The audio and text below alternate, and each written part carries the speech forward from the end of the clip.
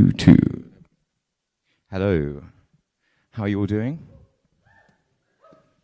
Good. So this is actually the very first one of these that I've ever done in my life. So you're going to have to excuse it being possibly not up to the scratch you've seen elsewhere. But I'm going to do my best. And we kind of want to just go through a little bit of the themes of the production on our music in general, but like probably mostly on Any Random Kindness, which is our second full-length record, which came out in Infectious in May this year. And I brought some toys because I enjoy them and can never be too far away from things that have LEDs on them, seemingly. And so maybe just a bit later, we'll look at how we integrate modular synthesis into our live show, because what we really enjoy doing is kind of one of the common themes of what we're trying to do is try and mix man and machine, and so there's no other better way than kind of getting a sense of polyrhythm from having a live drummer kind of taking down fairly classic grooves, and then inserting into that certain elements of minimal techno and certain dance sensibilities to create that sense of polyrhythm, which is just vital to electronic music. It's why we do it. And and then maybe just take some questions. If anyone's got, if anything I say is complete bull to you or something, then you want to shout me down, then please do. I'm here to learn as well. It's a journey. And I suppose we should start with when Arthur and Lottie and Daniel and I were looking at kind of writing the second record. We started with this idea, this sense of a storm. That was we were going to track this virtual storm, and the record was going to take on a kind of it was going to kind of build from nothing and become more cacophonous, and then you'd reach this sense of you were in the eye of the storm, and it was a portion of calm, and then it would return and it would slowly dissipate as you came down. I suppose not dissimilar to certain experiences when you go out on a night out either. So that can sometimes work. But what we ended up with was an exploration in our relationship with technology. And this is both lyrically and in our process as well, because we really tried to mix the I suppose the discipline. So there's a musical discipline. There's kind of knowing certain chord progressions. There's the 1-7-6 comes up fairly frequently. It feels fairly good fairly quickly, and that's kind of the brain going, okay, there's these chords that I enjoy singing around, and that's kind of one aspect of it. And then in terms of inserting rhythm into that, I absolutely love using modular drums because it's so quick to patch, and you kind of it's so manipulative. You can really get inside it. You can get under the hood, and so over the course of like 3 or 4 minutes of audio, you can have maybe 5 or 6 songs worth of audio come out, which is brilliant. And again, this is the relationship of like human brain to machine, and then reinterpreting it, because in a sense you when you have an intention, you kind of you lay up what you think the patch is going to sound like, and you have expectations about that. And then at the end, there might be some chaos. And so you get, once it's recorded, you get the opportunity to reevaluate everything. And that's very much Haelos' process. We're in a constant state of analyzing our work and going back through it in order to just try and refine it. And I'm sure anyone else who makes music here completely understands that. That's it's not going to be kind of isolated to just us. So yeah, we began the record, the first record, with very much using kind of MIDI to CV converters to control things like a Korg monopoly or an SH101. And the SH-101 actually formed like the absolute bedrock of all of the bass on the first record. Is this mic working for everyone, by the way? It feels like it's a little. It's okay, cool. Is there? It seems like there might be a gate. Do you know what I mean? Okay, no. Is that just me? No, okay, it's just me. Fine. Less low pass gate on the mic. Thank you. So, the first record was very much kind of looking at the Juno 60. It formed a huge portion of that first record. The mono poly, again, very instrumental, and the SH-101. At the very end of the process, Dave Smith very kindly sent us the new Prophet 6. So this was kind of mid 2016. And at the time, it was brilliant because we'd been using the Juno, and the filters on the Juno 60, if you've ever used it, I'm sure you have, some of you, are really fluffy. They're musical, and they're heavy in every way. And so at that point, the Prophet 6 coming in was just a perfect kind of clinical, slightly cleaner sounding filter, and it kind of added some really good moments on that first record in songs like Pray for us. And in a similar kind of fashion, during touring that first record, actually opening the foray into Eurorack, which is, for me, it kind of it molds kind of West Coast and East Coast synthesize kind of disciplines like into one form of electronic music now, because synthesis, you got Bob Moog in the 60s and Don Bluthler kind of on very different approaches. And the thing is that it's kind of working very independently on the West and East Coast.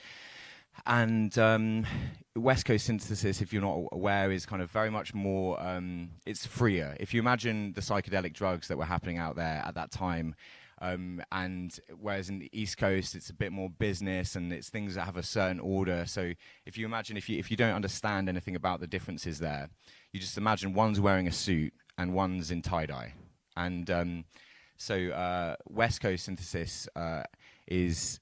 It kind of, for example, the difference in function generators, you've got more attack decay envelopes rather than attack decay sustain release, which is the East Coast. And the thing is, now with Eurorack, those boundaries blur, because you can put all sorts of different modules into the same case, and you can kind of blur the lines between these disciplines, which means that all of the kind of pioneering stuff is happening with people in their sheds making modules that don't have any rules, and that's actually quite freeing, because it really leaves it to your imagination just to go out and try and design something the best thing that you can.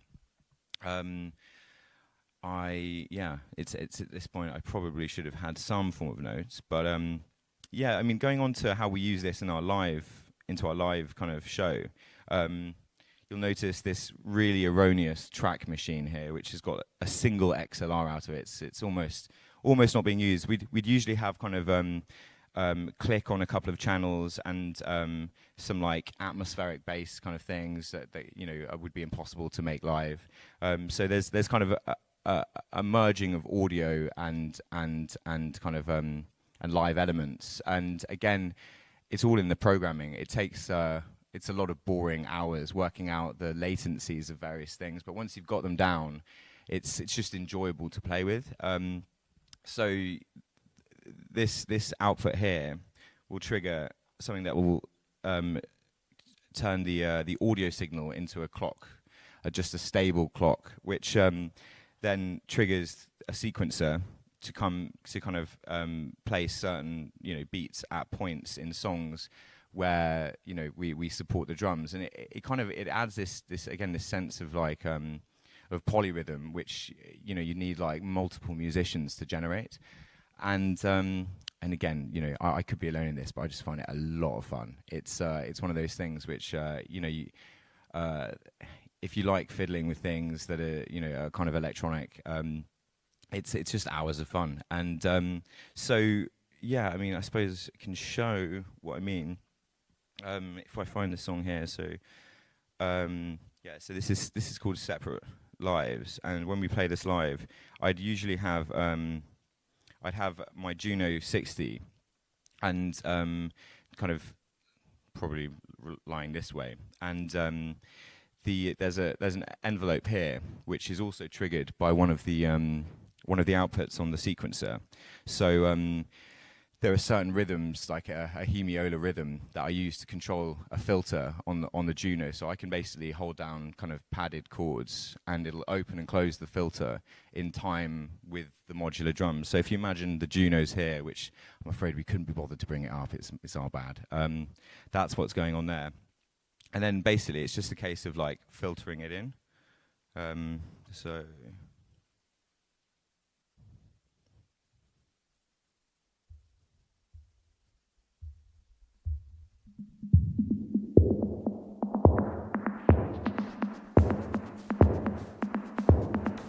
So basically I've got this mixer here with the other parts of the drums in it. So kind of a noise wave there. And I've got some effects here.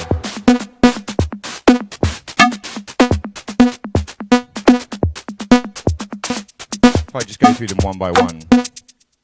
So that's, you just experienced the kind of clock finishing there.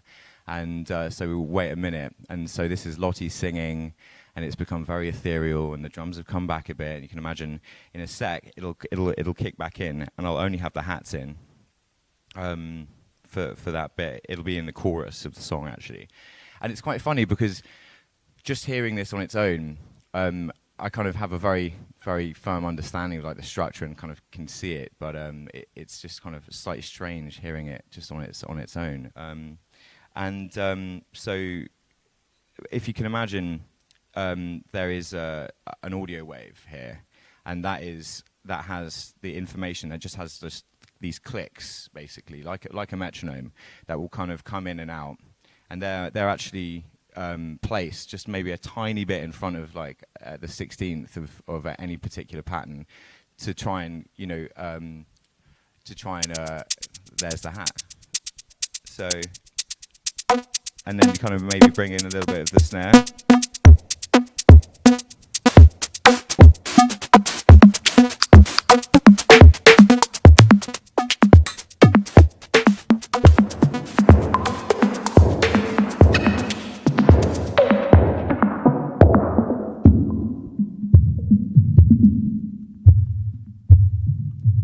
As I kind of blur it out, that's how it would kind of end in that particular section. So the differences in all the timbres that I can kind of generate is really fun. Yeah,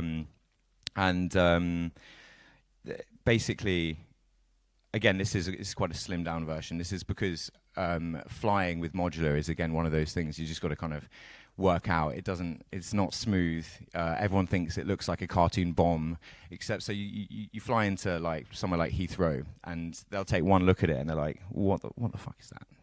They're looking at it and they're like, that's good. They have no idea. Whereas you fly into Berlin, and the guy goes, oh, I've got that module, and so that kind of it's always better going into Germany with these things, but in the studio, it's a much kind of bigger rig, and so again the capabilities go up exponentially. I suppose like right now, if anyone's got any questions, I've kind of been waffling for a little bit. It's probably better that way because I didn't prepare a huge amount, to be fair. My bad. But is there anything anyone's got? Yeah. Could you bring them the mic? Sorry.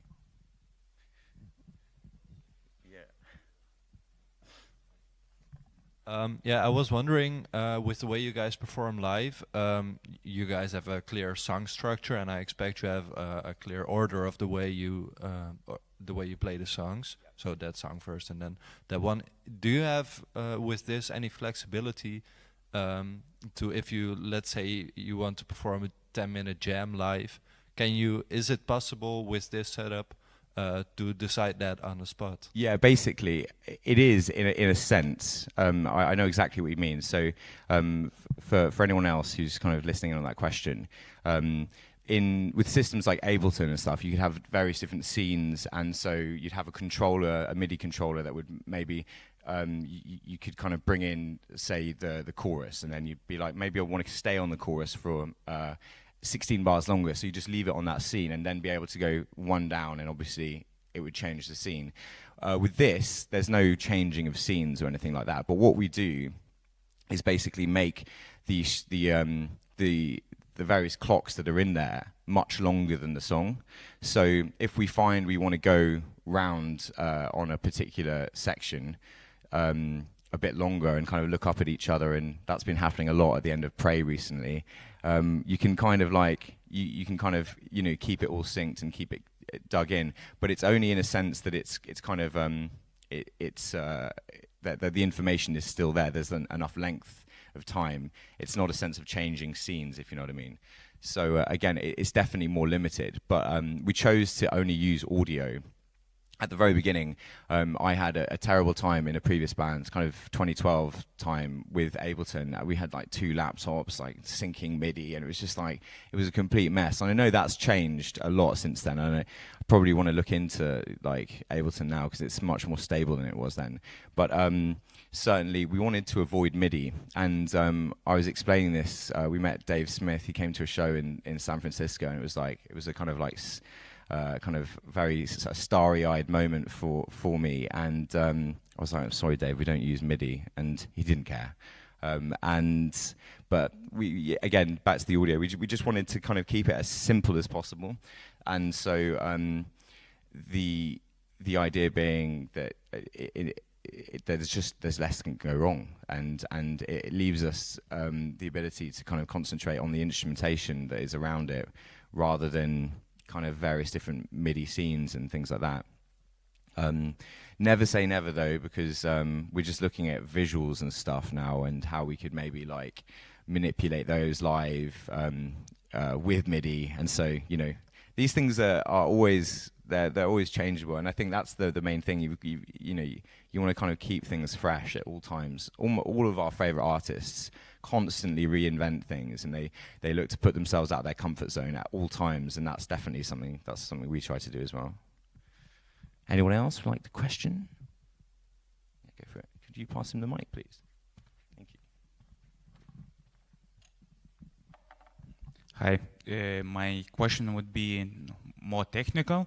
Yeah. And what kind of system are you using? For example, is from Moog or so kind of with the modular? Yeah, modular. Yeah, so there's a whole list of different modules here. So they're all different manufacturers, and the thing with Eurorack is you could have like a big company like Make Noise, who you know, I don't know how many units they're doing, but it's probably into the hundreds of thousands a year. And then you've got people who are literally making things out of their shed in the back garden, and they literally make maybe 5 modules every like few months. They'll make a couple more, and that's really the really, really fun thing, because it's kind of, it feels a little bit like the Wild West.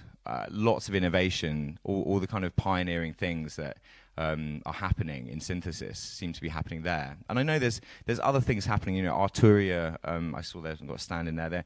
They're doing some really cool things, but it's definitely a different sensibility. It's looking a lot more at the software side of things. And I'm not going to knock that at all, because whatever your process might be, if you make nice music, you make nice music. It doesn't matter what you're using.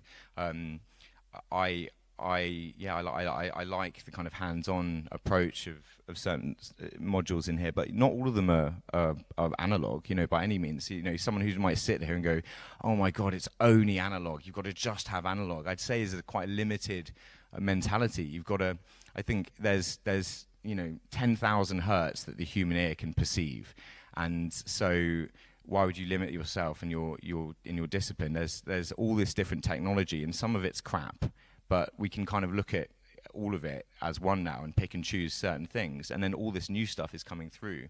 So to go through a couple of them, so this Bufacco instrument interface is really cool because it's got an envelope generator on it. So for example, on Empty Skies, when we recorded that, I had a send from the drum bus on the SSL desk, and that was basically just a mono send into this to to copy the wave, the amplitude of the sound waves that the drums were making, and that in turn was modulating like a reverb. So the kick drum, if you imagine the shape of a kick drum, the reverb was opening and closing, as it were, the kind of wet and dry in the same shape. So that's a really fun one.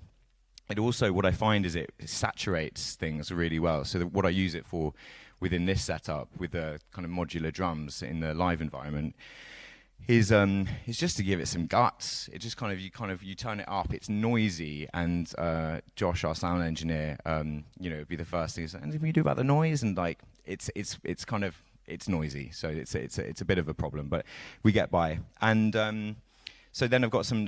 These are digital drum modules. They're sample based, and they're just really, really good because they're like 2 HP, and there's just a huge amount of sound capability from just these three here. And so again, when you're flying on a small case and stuff, they're really important. And just kind of going through, basically, there's it's my favorite drum module, this one, Basilemus Ateritas Alta, and it's made by Noise Engineering, and it's just a really deep percussion module. It's completely control voltage enabled, so you can kind of tweak it on the fly. And I basically use the Just Friends function generator. All of these cables here are controlling the well, I'll show you. It's let me just put this on here. So basically, turn the filter on.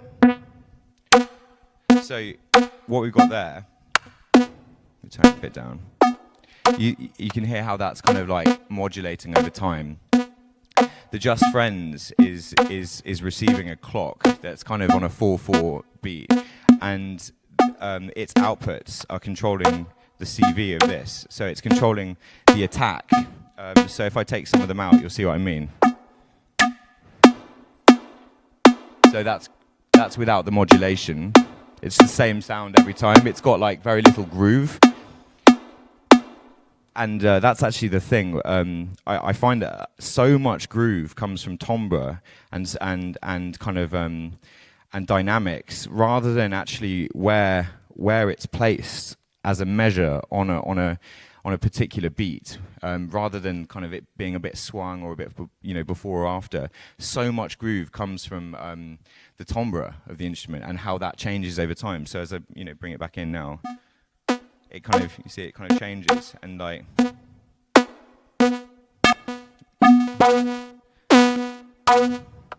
and when added to the kick.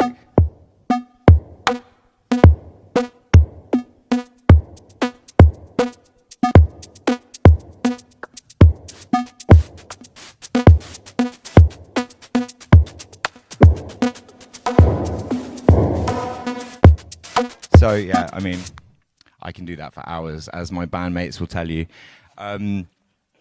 So I can't really remember the question, but I believe we were going through some of the modules. So yeah, I've got like, there's only limited inputs on this sequencer. There's only outputs. There's only 4 outs, and so one of them with the 16ths, I actually send into this, which is called the Zuleric repetitor, and that basically spits out rhythms. It just literally spits out rhythms based on a Cartesian kind of mathematical sequence, and that just again allows a few more sound sources into the mix, so that you can kind of like create those bonkers rhythms. And then I've got a reverb here, which I use kind of just as an effect, actually. Well, as not a reverb effect, because it's more like well, again, I'll show you. It's easier.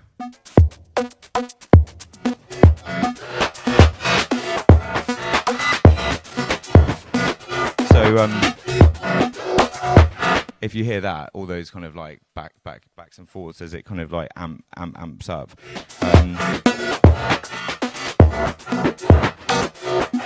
I kind of use it as a fill, so like there'll be certain points like before the end of a section where you just want to kind of give it a little bit more kick, and you just kind of at that moment you just like send in a bit of the gnarly police, and it can kind of, you know, make it a little bit, you know, fatter. So yeah, that's you know, I mean, that's a brief overview of those things. It's the thing is, it's limitless. Like anything, you've got to set certain parameters on something. You've got to say, I'm going to go really deep on this piece of equipment for like a period of time, and really get under the hood and just experiment. And it's trial and error. I didn't go to university to study music. I have a very kind of basic understanding of music theory, but everything that I've learned is just from experience. I first kind of worked with a producer called Hugh Padgham when I was 18, and I was just an acoustic guitar kind of guy, that kind of thing. And I just was looking at him and how he used an SSL console, and it just blew my mind. I just loved the way he was sending effects to different places, and I just saw it as an instrument for the first time, because I hadn't. I looked at things like you know synthesizers and like functional things like, you know, recording consoles is slightly boring. And now I'm that guy finding them really interesting, which means that maybe I've become really boring. But does that answer your question though? Just about. It was a bit waffly, wasn't it? Yeah, okay.